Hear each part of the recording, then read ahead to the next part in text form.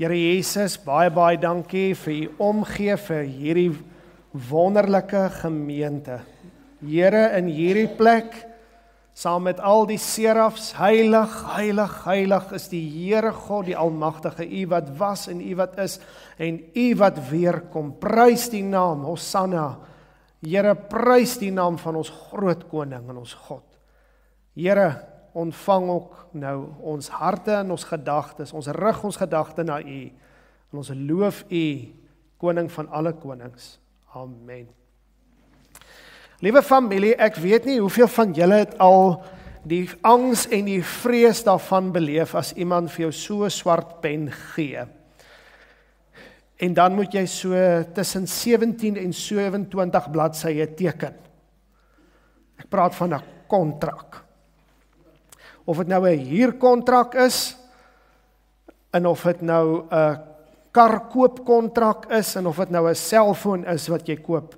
Maar jy kom op 'n stadium, dan begin jy, en dan sê van, okay, ek weet nie, ek gaan nie meer. Blaai volgende, daar, volgende, ja, parafeer, daar, ja, okay, goed, baie dankie, en wanneer kan ek die sleutels kry? Het jy al daai ervaring gehad? Om 'n kontrak te sluit, is nogal 'n angswekkende situasie, maar daar's 'n paar elemente van 'n kontrak. En die rede hoekom ek vinnig daaroor gesels is, daar's mos altyd nou twee partye, nee, party A en party B, die huurder en die verhuurder, of die koper en die verkoper, of wat ook al die aard mag wees. En dan word die terme van die kontrak sekerlik uitgespel, om te sê, maar jy neem besitting van hierdie op daai dag en datum, en jy onderneem om die bedrag te betaal vir daardie besitting, en dan kom die gevolge gewoonlik deur. As daar nou 'n breach is, wanneer jy nou die kontrak basies tot niet maak, indien dit wel nie gebeur nie, sal jy nog steeds aanspreeklik gehou word vir die koste en dies meer. Julle ken daai basies, en dan onderteken jy. Nou die rede hoekom ek graag daaroor vandag wil gesels is, die tema van vandag handel, en ek gaan meer tematies vandag te werk gaan, oor dit 'n lering is, meer as 'n prediking. Die doel is meer om jou te leer en jou begrip te gee, as wat ons noodwendig net op prediking fokus. En dit is 'n belangrike deel, en die kerngedagte waar ons vandag wil stil staan is die verbond. En die rede hoekom die verbond so belangrik is dis nie net 'n ietsiekie in die Bybel, dit is 'n groot belangrike kanaal. Want waar ook al jy is, of jy nou praat oor die mens, dan dink jy God het die mens geskep juis vir verbond. En as jy dink aan redding, dan dink jy God gebruik juis die verbond om te red. Dit is kern tot wie God is, want God is 'n God wat beloftes maak. En beloftes gaan nie net oor persoonlike toeëiening daarvan, soos 'n klomp, ek wil nou maar sê, jy's nou hier so 'n paar beloftes in jou sak, en jy pick and choose, maar wat sien jy vandag nodig het nie. Dis nie heeltemal hoe beloftes van God werk nie. God se beloftes is van die begin af gemaak, want iets het katastrofies verkeerd geloop, en ernstig moes God 'n kanaal skep om die skepping weer tot redding te bring. Dit is waarvoor 'n verbond is. En nou gaan julle gou 'n belangrike gedeelte, dit is 'n goue golden nugget wat ek hierdie week ontdek het in Bybelstudie, en ek deel graag dit met julle, want dit het hierdie hele gesprek aan die gang gesit. Wie van julle het al gehoor van vakmanskap, vakleerlingskap, apprenticeship? Wat was Jesus se vakmanskap? Skrynwerker, houtwerk. Nee, hy het houtwerk gedoen, sy pa het gedoen. En in die antieke Midde-Ooste was dit nou maar so, jy het deel geword van die familiebesigheid. So Jesus het self naderhand redelik gevorder in houtwerk, en kon redelik houtwerk gedoen het op 'n stadium. Maar dan ontseën hy 'n klomp fariseërs deur 'n siek persoon, die man by die bad van Bethesda, maak hy genees hy, en dan kom daai klomp fariseërs en sê, kom bietjie hierso. U het sopas een van ons wette oortree, want oor die Sabbat het ons mos nog 39 ander wette gaan skryf, en wet nommer 39 is, jy mag nie iets optel nie, en hierdie ou het sy gebed, sy maatjie waarop hy gelê opgetel, en dit beteken uitgewerk. En dan besluit Jesus, okay, goed, kom ek antwoord julle op hierdie een. En die oomblik as ons gaan kyk na Johannes 5, julle kan saam met my daarso lees, in Johannes 5, dan antwoord Jesus hulle op hierdie einste debakel. En dan sê hy vir hulle, in Johannes 5 die volgende, vers 19. Hierop het Jesus vir hulle gesê, Amen, amen, ek sê vir julle, die seun kan niks uit sy eie doen nie, behalwe wat hy sien die Vader doen. Want wat die seun ook al doen, wat die Vader ook al doen, doen die seun net so. Die Vader het immers die seun lief en wys hom alles wat hy self doen. En hy sal nog groter dade as dit wys, sodat julle verwonderd sal staan. Want soos die Vader die dooies opwek en lewend maak, so maak die seun lewend wie hy wil. Ongelooflike teks. So wat is God se familiebesigheid? Dis 'n belangrike vraag. As jy in 'n winkel ingaan, dan behoort jy die vraag te wees, wat is die besigheid? Wat verkoop julle? Wat doen julle? Watter dienste bied julle aan? Wat dryf julle handel? Wat is die kernbesigheid van hierdie organisasie? En wanneer ek met God te doen het, dan besef ek daai vers 21 is die familiebesigheid van die Vader, die Seun en die Gees, is juis om die dooies lewend te maak. Dit is wat God doen. En dis hoekom Jesus in daai oomblik sê, ek is net besig om te doen wat ek sien my Vader doen. Ek is net besig om te copy en te paste. Wat my Vader doen, dit doen ek ook. Dit is wat ons doen. Ons red siele. Ons maak dit wat dood is, lewend. Daar's 'n paar goed wat net God kan doen. Daar's 'n rabbi met die naam Johanan wat op 'n stadium gesê het, daar's net 3 goeders, is om 'n dooie lewend te maak, is om 'n maagd, 'n swangerskap te bevrug, kan net God doen, en reën. Ek dink mens kan nog 'n bietjie uitbrei op daai, maar spesifiek daai laaste een, God alleen maak 'n dooie lewend. En dan kom mens ergens in, maar hoe dit gebeur. Hoe maak God dit? En wanneer het dit gebeur? En hoekom is dit vir ons vandag geweldig belangrik om iets te hoor van God wat deur sy verbond werk, juis om dit wat dood is, lewend te maak. Want dit is wat hy vir my moet doen, dit is wat hy vir julle moet doen. Dit is wat God in hierdie oomblik in jou hart nog moet doen. Daar's altyd 'n stuk verrotting, daar's altyd 'n stuk wederstrewigheid teenoor God, 'n stryd teen God. En net alleen as God kom om dit wat dood is te vernuwe, begin ek iets van my lewe terugwen en ek begin die vreugde van die lewe beleef. En dan raak die vraag, waar het dit verkeerd geloop? Dis 'n belangrike vraag, dis 'n baie belangrike vraag. Want van die begin af is God 'n verbondsgod. En ek wil graag vir julle wys hoekom ek dit sê. Wat is die verskil tussen 'n kontrak en 'n verbond? Wat is die verskil tussen 'n kontrak en 'n verbond? 'n Kontrak is 2 partye wat wedersyds instem as gelyke vennote. Maak dit vir julle sin? 'n Verbond is alleenlik God se inisiatief. It's not negotiable. Daar's nie onderhandeling nie. Daar's nie 'n armdruk, maar Here, kan ek bietjie daai gedeelte van die kontrak doodtrek en ek parafeer en skryf iets daarby nie. Dis God wat die inisiatief sê, en so sal dit wees, en ek spel vir jou die seën en die vloek, of die seën en die straf of die gevolge, spel ek vir jou vooraf uit. Ek wil vir julle God wees, vir julle en julle nageslag. Hoor julle, dit is God se inisiatief. Dis die Abrahamitiese, dis die verbond wat hy met Abraham gemaak het. Maar dit wat ek wil hê is, dis 'n onveranderlike, wettige ooreenkoms deur God op grond van sy inisiatief. God is nêrens 'n genootsaak nie. Hy hoef dit nie te doen nie. Hy doen dit vrywillig en gewillig en bepaal dan die voorwaardes van die verhouding om die verhouding tussen ons en God te reguleer. Dis wat 'n verbond is. En dan is dit nogal belangrik om te vra, maar waar sien ons dit vir die eerste keer? En ek wil julle terugneem na Genesis toe. Genesis 2. Net gou miskien net 'n belangrike een. Ek het dalk net 'n vinnige oorgang. Wat is die hart van hierdie verbond? Wat is die hele doel daarvan? Waartoe gaan alles? Vir watter rede? Daar is die rede. Ek sal vir julle God wees en julle sal vir my volk wees. Dis die hart van die verbond. Hoeveel verbonde is daar? Vinnige vraag. Hoeveel verbonde is daar? 1. Maar hy het 7 vergestaltings, amendamente as jy wil.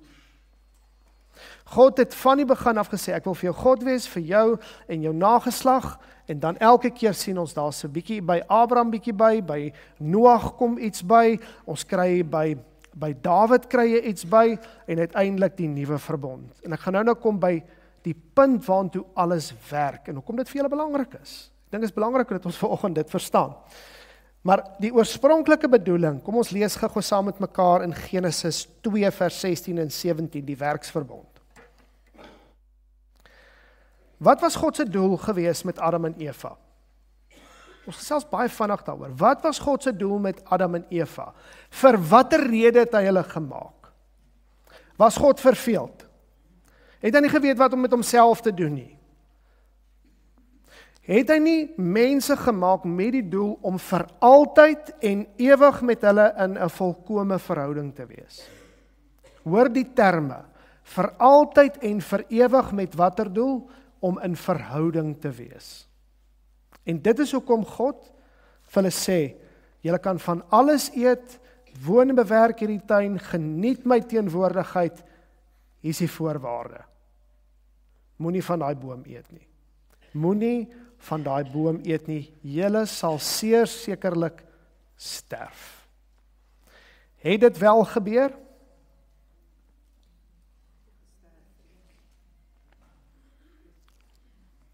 Hulle het fisies en geestelik gesterf.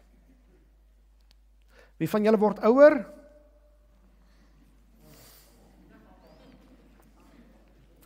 Ek snap daai ouderdom waar as ek afbuk om iets te tel, dan dink ek iemand maak 'n pak knickknacks oop. Want die knie knak omtrent so. Ek weet nie of julle dit al ken nie. Beleef julle ouderdom? Beleef julle dat julle op pad is na die einde toe? Sorry om so hard te sê, maar is dit nog steeds van toepassing? Ja, gaan dan mense sonder die Here dood, ver van hom? Absoluut. Die effek van daar is nog steeds in werking. Gelukkig is dit nie die einde nie. Hoekom is Jesus so belangrik? Want hy is die enigste een wat in daai vereistes kon voldoen. Jesus het nooit die verhouding met God verbreek nie, en hy was absoluut gehoorsaam. En dis hoekom hy die lewe kon gee vir julle. Maar wanneer ons praat oor hierdie, ek wil graag julle moet iets baie mooi van 'n verbond verstaan, is die volgende. God begin met die werksverbond, en dit is waarin die Jode absoluut briljant is, om te sê, ons wil hierdie ding slaafs navolg, maar hulle klik nog nie die genadeverbond nie. En ek gaan nou gou vir julle net baie vinnig dit demonstreer. Ons gaan gou 'n speletjie speel. Simon Says. Ken julle Simon Says? Okay. Simon Says, stand up.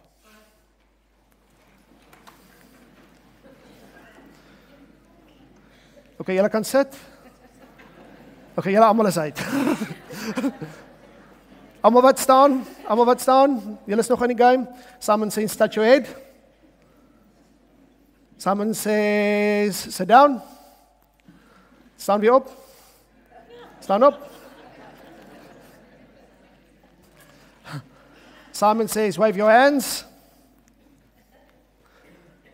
Van julle is al uit, julle weet dit nie. Okay, hoekom speel ek gou hierdie speletjie saam met julle? Easy catch. Sommige van julle het al hoe beter geraak om gehoorsaam te wees. Al hoe meer ingesteld, jou oor het al hoe meer begin luister, wanneer is dit nou, nee, dis nie nou nie, het julle dit beleef. Sommige mense raak experts in dit. Die vraag is, het dit jou enigstens vir my liewer gemaak? Daar's die catch. Daar's die catch. Die verskil tussen die werksverbond en die genadeverbond sien julle daarin. Die werksverbond is baie goed en die Jode fokus geweldig daarop. Ons moet net hierdie reëls en hierdie regulasies en ons sal gehoorsaamheid is liefde. En die teendeel is uiteindelik ek het eers God al hoe meer lief en die vrug van daai liefde word gehoorsaamheid. Maak dit vir julle sin. 'n Kind kan geweldig gehoorsaam wees, maar nie noodwendig lief vir die ouer nie. Die kernmotiveerder is uiteindelik om weer by Genesis terug te kom waar ek sê, Here, ek leef in 'n totale, wonderlike, vars verhouding met U. Ek beleef U teenwoordigheid. U is my God en ek is U kind. Dit is waar ons wil uitkom. En dan wil ek graag vir julle wys hoe God deur sy werking genade begin uitkap het. Die doel van dit alles was uiteindelik dat julle onder die genade staan en nie onder 'n klomp reëls en regulasies nie. Dis die krag van God se verbond. En nou wys ek vir julle net vinnig, die addendums tot God se verbond is wat? Ek sal nie julle vernietig nie. Verbond het altyd 'n teken, het julle dit al gesien? Verbond het altyd 'n teken. Daar's altyd 'n manier om te sê ek bekragtig dit sodat julle nie vergeet nie. Wat was daai natuurverbond se teken met Noag? Die reënboog. Goed. Die verbond met Abraham.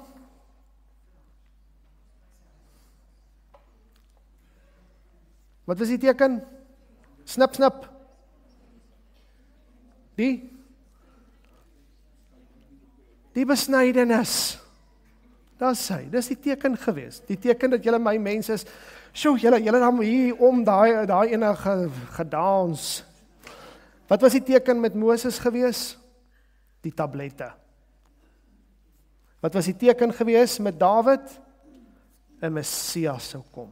Daar sou een wees, daar sou iemand kom. Alles bou op tot watter punt? En dis die teks wat ek nou saam met julle wil lees. Alles bou op tot watter punt? Daar sou 'n tyd aanbreek wanneer God die oorspronklike verbond nie sou kanselleer nie, maar die raamwerk daarvan sou vergroot. Sodat dit nie net meer op Israel van toepassing is nie, en nie net op die Jode nie, maar ewe skielik en elke man, vrou en kind, gestremd of gesond, wit of swart, of jy nou watter etnisiteit het of kultuur, elke volk en stam en nasie, daai verbond maak so oop. Die genade van God, die uitwerking van die oorspronklike verbond, het net eksponensieel toegeneem. Soveel so dat daar ruimte is vir jou en vir my. En ek wil graag hierdie vir julle wys, om vir julle te wys net hoe God van die begin af die kanaal oopgekloof het, sodat ek en u uiteindelik by die plek kan kom om te sê, saam met Thomas, my Here en my God. My Here en my God. Maak julle Bybels asseblief oop, Jeremia 31:31. Kyk, daar kom daar, is die uitspraak van die Here, dat ek met die huis van Israel en die huis van Juda 'n nuwe verbond sal sluit. Dit sal nie wees soos die verbond wat ek met julle voorouers gesluit het, die dag toe ek hulle aan die hand gegryp het, om hulle uit Egipte land uit te lei nie. My verbond, wat hulle self verbreek het, al was ek heer oor hulle, is die uitspraak van die Here. Nee, dit is die verbond, wat ek in daardie dae met die huis van Israel sal sluit, is die uitspraak van die Here. Ek, let baie mooi op nou, ek sal my wet in hulle binneste gee, en dit op hulle harte skryf. Ek sal in hulle 'n God wees, en hulle sal my volk wees. Hulle sal nie meer elkeen sy medemens of sy broer leer en sê, ken die Here nie, want hulle almal sal my ken, van die kleinste tot die grootste onder hulle, is die uitspraak van die Here, want ek sal hulle sondeskuld vergewe, en aan hulle sondes sal ek nie weer dink nie. Ongelooflike teks. Waantoe is alles op pad? Klein kindertjies, ek het hulle. En laat ek nou vir julle een ding sê, 'n belangrike ding wat ek tog met hulle doen, is om vir hulle reëls en regulasies neer te lê. Moenie dit nie, klim af daar, nee, los nou, ek gaan jou wiks, stop, ek gaan jou sakgeld vat. Hoor julle dit? Blaai gou vir my enetjie aan. Die doel van die ou verbond, is nie hulle die Ou Testament, was 'n tugmeester om jou na redding te lei. Hoekom? Want ek weet nog nie waarvan ek gered moet word nie, so hoe sal ek dit waardeer as ek nie eers verstaan waarvan God my wil red nie? Die doel daarvan was uiteindelik om jou by die punt te bereik, waar jy besef, Here, maar ek kan nie, ek sukkel my mors dood, en dit maak dit nie oukei nie. Maar ek sukkel my mors dood om heilig en skoon en sober voor U te lewe, want Here, elke dag sondig ek teenoor U. Here, ek is al ietwat van 'n expert in die gebied van sonde. Maar dan die doel van die heilshandeling was uiteindelik om vir jou te wys, soos 'n baba wat moedersmelk inkry. Dit het jou gevoed, maar dis nie die grootste doel nie. Hoe sal julle daaroor dink as julle nou nog 'n 35-jarige man sien wat met 'n botteltjie moedersmelkie aankom? En dis nie vir sy kinders nie, dis vir homself. Hoe sou julle daaroor gedink het? Die doel daarvan was dit nie dat jy daaronder staan vir alle ewigheid nie, onder die werksverbond nie. Die doel daarvan is dat jy uiteindelik oorbeweeg na die genadeverbond toe. En dis die volgende prentjie wat julle sien. Die genadeverbond is vir volwasse mense, wat weet ek staan onder een wie's groot genoeg is om my sonde skuld te dra. Ek staan onder die een vir wie ek lief is. Ek staan onder die een wat alles vermag het, alles geskuif het in hemel en aarde. Ek staan onder die een wat het alles vir my gedoen het en die pad vir my oopgekloof het. En al wat ek kan doen is om deur my trane van bekering te roei na die hemel. Dit is wat ek doen. Ek staan as volwassene in die geloof onder Christus en die genade wat hy uitgegiet het op die kruis. Dis waar ek staan. En nou, die somtotaal van dit alles is wat?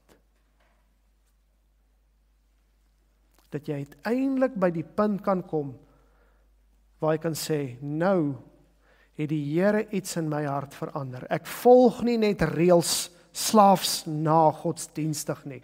Ek volg dit na omdat my hart verander het. En omdat ek begeer om Christus lief te hê, boven alles in my lewe. En ek begeer, want die kliphart wat ek het hy uitgekap in my hart van vlees en bloed gegee. En ek wil God lief hê met my hele hart, met my hele krag, met my hele verstand en alles wat ek is. Dis die hoogste doel van my lewe. En dis die punt waar ek vandag saam met u vanoggend wil sê, maar is ek op daardie plek?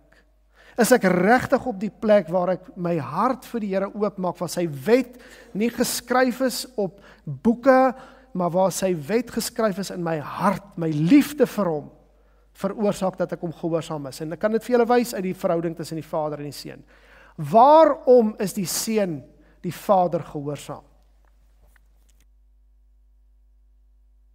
Is die Seun ondergeskik aan die Vader? In hemelsnaam nee.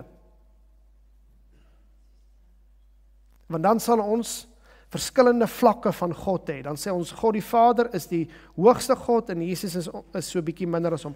Die enigste rede waarom Jesus onderdanig is in term van die werk wat hy doen.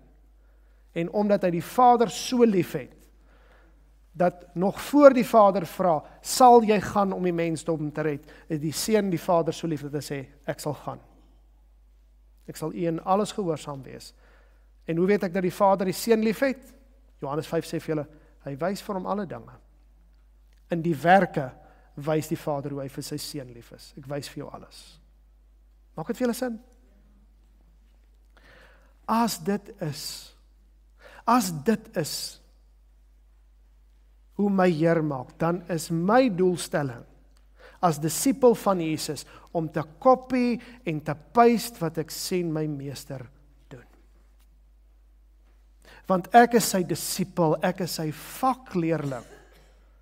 En as ek vir hom lief is, dan moet ek doen soos wat hy teenoor sy Vader gedoen het. Wat? Om in die eerste plek hom so lief te hê, dat ek hom in alles sal gehoorsaam.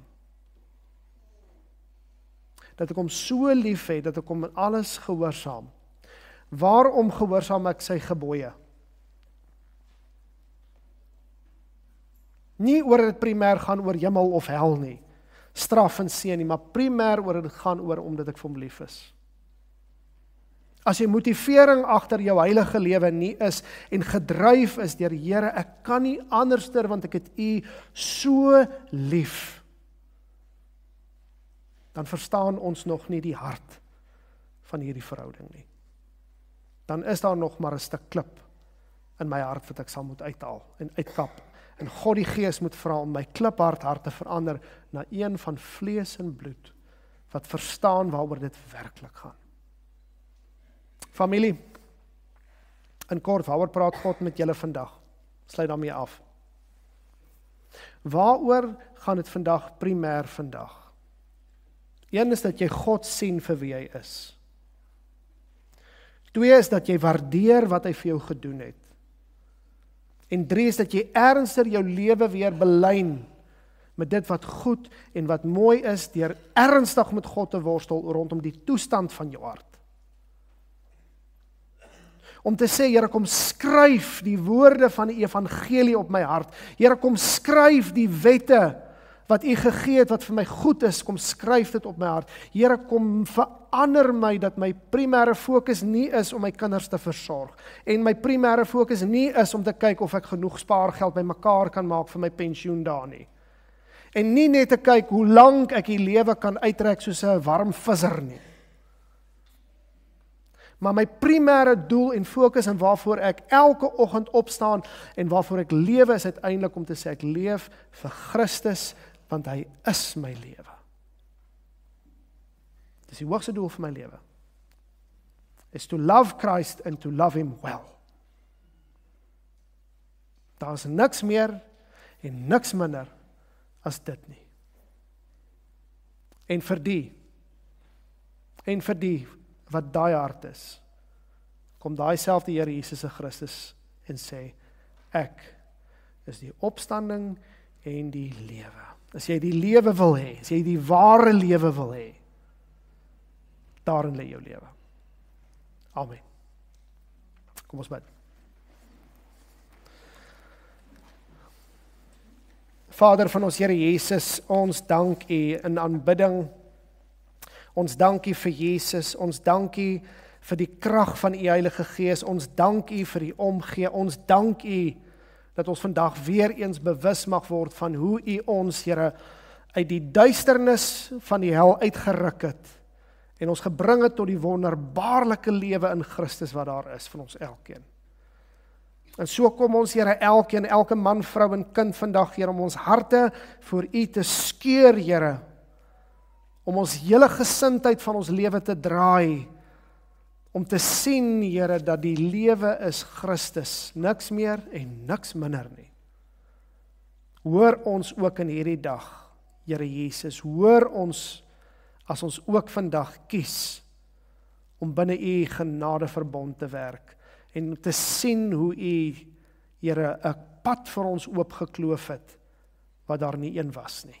Prys die Here, prys die Here, o my siel, prys God. Amen.